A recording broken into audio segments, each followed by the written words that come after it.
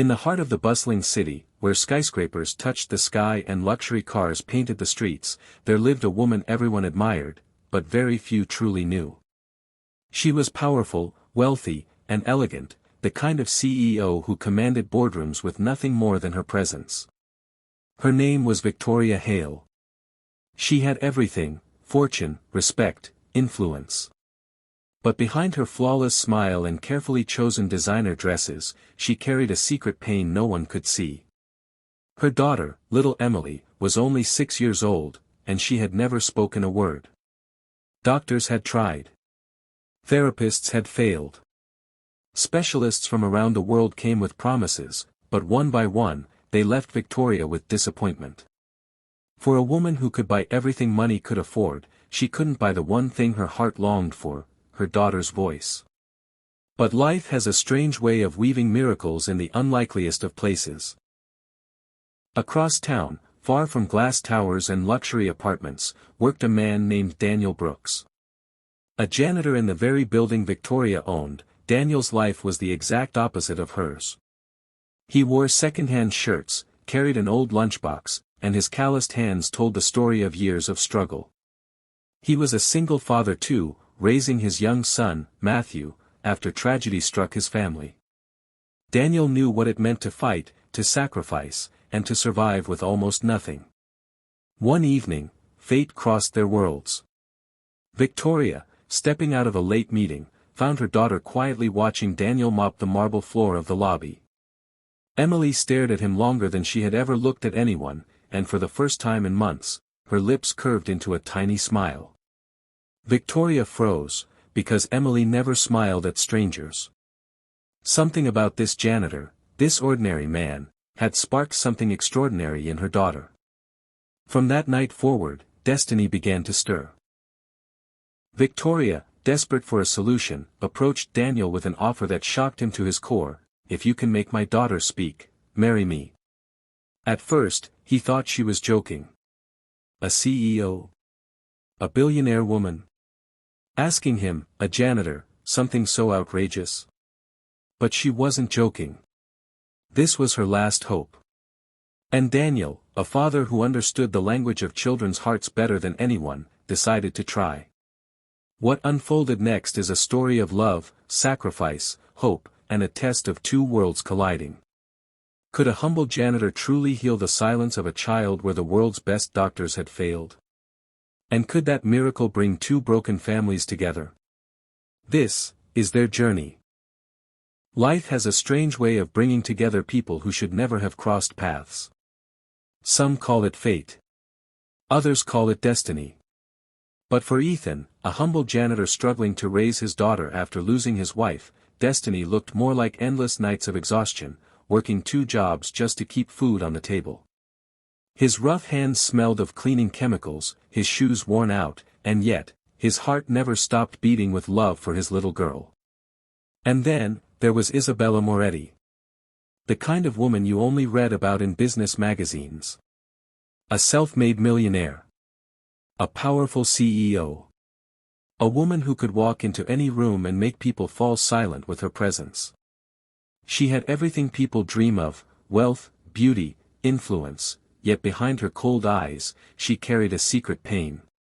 Her young daughter, Sophia, hadn't spoken a single word since birth. Doctors, therapists, specialists, all of them had failed. And with every passing year, Isabella's hope crumbled. 2 worlds. One broken by poverty. One broken by silence. Until one day, they collided. A casual encounter that seemed ordinary at first, but would soon unravel into something extraordinary. Because in that moment, Isabella looked Ethan straight in the eyes and said words that would change both of their lives forever. "Marry me, if you can make my daughter speak." The room froze. Ethan thought he had misheard. But Isabella's face was stone-cold serious. It wasn't a joke. It wasn't an act of pity. It was a desperate bargain from a mother who had run out of hope. Ethan had no money. No power. No status.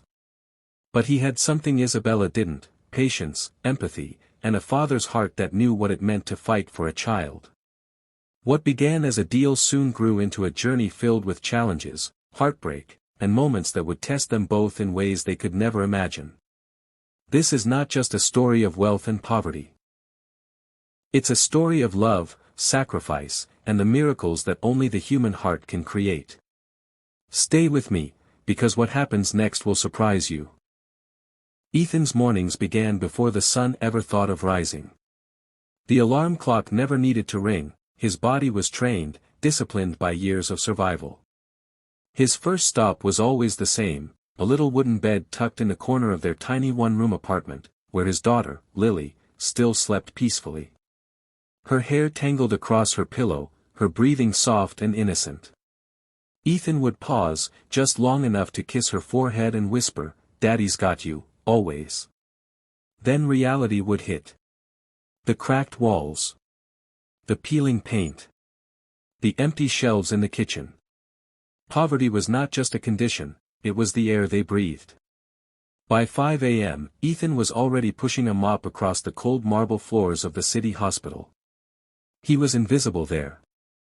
Doctors and nurses rushed past him, patients wailed in the halls, and no one noticed the man bending over to scrub the dirt that everyone else left behind. His back ached, his hands grew calloused, but he never complained. Every coin mattered. Every shift meant food for Lily. When he finally returned home in the evenings, exhausted and covered in the smell of disinfectant, Lily's laughter was his only medicine.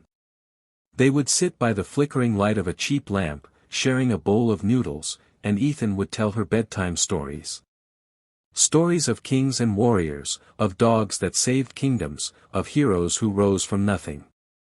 He told those stories not just to entertain her, but because deep down, he wanted her to believe that maybe one day, they too could be heroes in their own little world. But Ethan carried a heavy silence. Behind every smile, there was a scar. His wife, Lily's mother, had died when Lily was just 3. A sudden illness, the kind that money could have treated but poverty made permanent. He had watched her slip away, powerless to save her. From that day forward, Ethan swore to himself that no matter how harsh life became, he would never fail Lily the way the world had failed his wife. Still, he often wondered if love was enough. Because sometimes, in the quiet of night, when Lily was asleep and the city was silent, Ethan would sit by the window, staring out at the lights of skyscrapers glowing in the distance. Somewhere up there, in those tall buildings, people were sipping wine, signing million-dollar deals, living lives he could never touch. He would sigh and mutter, "That world isn't meant for people like me." But fate was already weaving threads he could not see. Because just a few streets away, in one of those glittering towers, a woman named Isabella Moretti was also staring out of her window, holding a glass of untouched wine, while her mute daughter sat quietly in the corner of a room filled with toys but empty of joy. Two worlds. So close, and yet so far apart. Not knowing that soon, they were about to collide.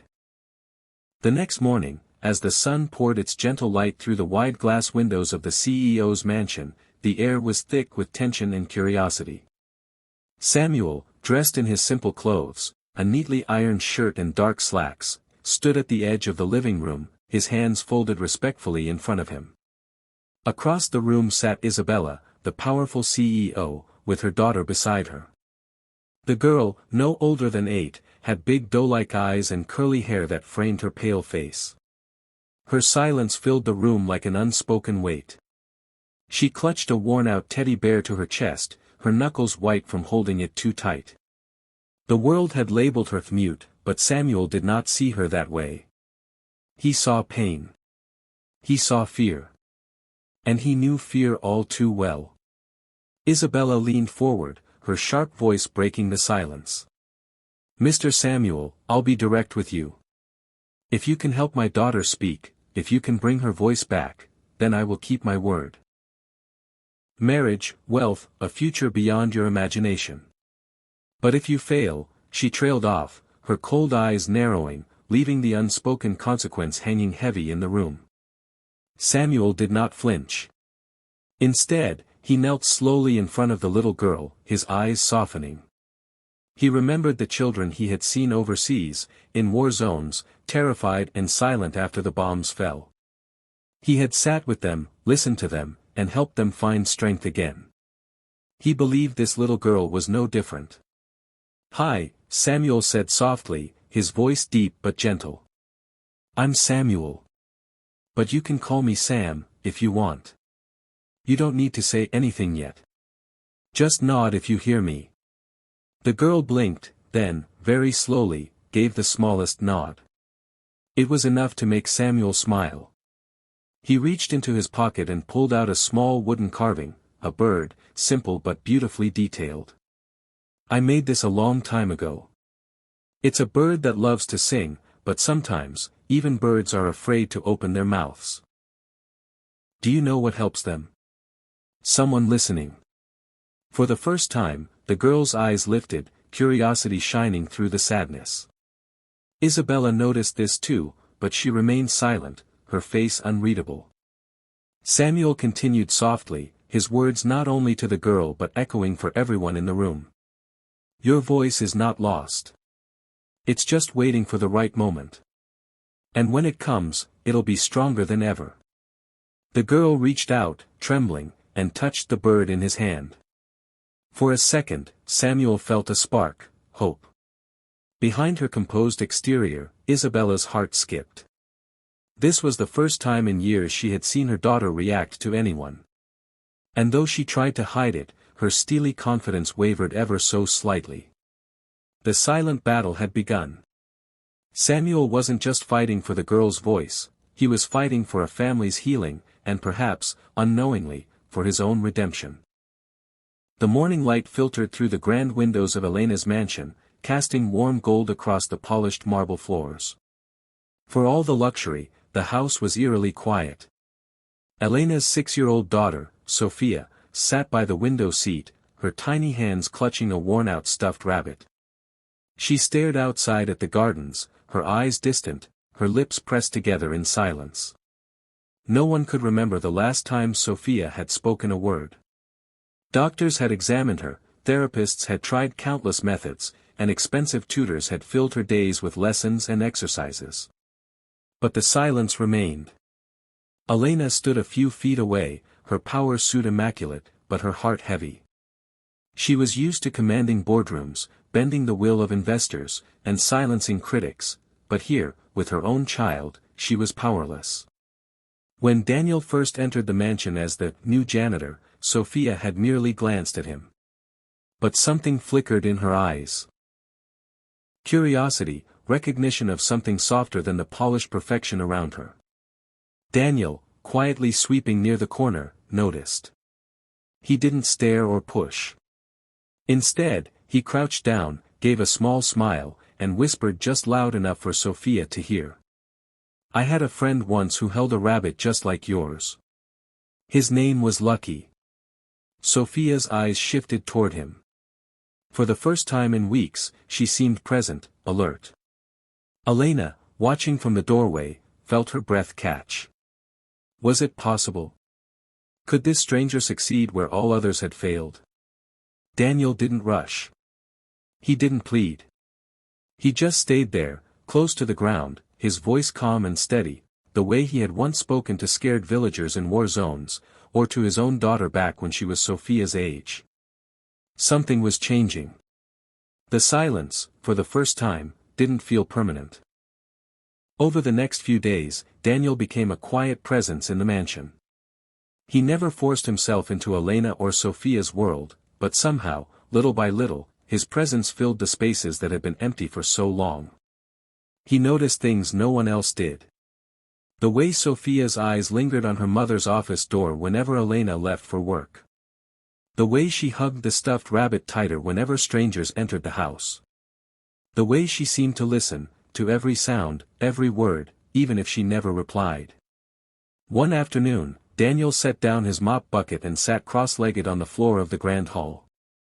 He took out a small wooden whistle, worn smooth with age. It was something he had carved long ago for his daughter. He blew a soft tune, gentle and playful. Sophia peeked from behind the curtain. Her rabbit dangled in one hand, curiosity flickering in her eyes. Slowly, cautiously, she stepped closer. Daniel noticed her approach but didn't move. He just kept playing. When the song ended, he placed the whistle on the floor and gently slid it toward her. Sophia bent down, picked it up, and held it close to her lips. For a moment, Elena, watching from the top of the staircase, thought her daughter might finally say something. But instead, Sophia blew into the whistle, producing a faint, trembling sound. It was small, imperfect, but it filled the mansion like a miracle. Elena's hand went to her chest. She hadn't heard her daughter make a sound in so long that tears welled in her eyes. Daniel smiled softly, whispering, "That's it, Sophia. You don't have to speak yet. Music will speak for you." For the first time, Sophia's lips curved upward in a tiny, fragile smile. And Elena, standing above, realized something she never thought possible: this janitor, this quiet man, was reaching her daughter in a way no money, no doctor, and no authority ever could. Elena was a woman used to control. She built her empire from nothing, commanding boardrooms filled with men who doubted her, carving her place at the top with sheer determination. She thought she had seen it all: betrayal, greed, ambition. But nothing had ever shaken her like the quiet janitor in her house. Every night after work, she would return home, exhausted from endless meetings and numbers. Yet instead of collapsing into her silk sheets, she found herself pausing at the doorway of Sophia's room. And every time, Daniel was there, kneeling on the carpet, drawing simple stick figures with crayons, making little animal noises, playing hide-and-seek with stuffed toys. And every time, Sophia laughed silently, her shoulders shaking, her eyes sparkling. It was a soundless joy, but it was joy nonetheless. Elena would watch, unnoticed, and something inside her chest would ache. She had given her daughter everything: tutors, specialists, the best doctors money could buy. But none of them had reached Sophia. None of them had even come close. One evening, Elena finally spoke, her voice quieter than usual. You're good with her," she admitted, leaning against the doorway. Daniel looked up from where he sat, holding the whistle Sophia had been practicing on. He gave a small, humble shrug. "She doesn't need someone who talks at her. She needs someone who listens. Sometimes silence is its own kind of language." The words hit Elena harder than she expected. For years, she had filled every silence with business, strategy, and results. She had never stopped to wonder if her daughter needed her not as a CEO, but as a mother who listened. Elena folded her arms, trying to hide the tremor in her voice. "You think you're the first person to say that? Specialists have said it too. The difference is, they all failed." Daniel met her gaze calmly. Then maybe the problem wasn't Sophia. For a long moment, the two stood there, two worlds colliding. The powerful CEO, used to commanding respect, and the janitor, used to being invisible. And yet, she couldn't deny it. Something about him, his patience, his humility, his strength, was different. Dangerous, even. Because it was breaking down the walls she had built around her heart. That night, as she lay awake, Elena whispered to herself words she never thought she would say. Why him? Why a janitor? But deep inside, she already knew the answer. The following week, Elena found herself arriving home earlier than usual. For once, she dismissed her driver and walked through the garden quietly, almost like she wanted to catch something she wasn't supposed to see. Through the living room window, she saw them.